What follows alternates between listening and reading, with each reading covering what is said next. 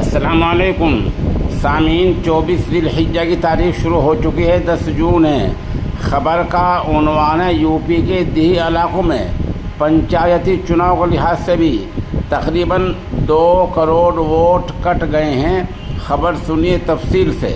پنچایتی انتخابات کے مد نظر ووٹر نظر ثانی مہم کے تحت 2 کروڑ 32 لاکھ 24,805 نئے ووٹروں کو شامل کیا گیا ہے، جبکہ 2 کروڑ 3 لاکھ 23,287 ووٹ کاٹے گئے ہیں۔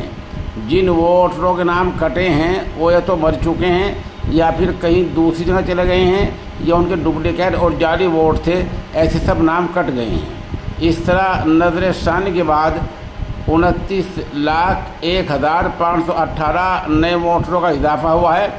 اب اتر پردیش میں کل 12 کروڑ 58 لاکھ 51,570 ووٹر ہیں جو گاؤں کی پنچایت کا انتخاب کرنے میں اپنا کردار ادا کریں گے۔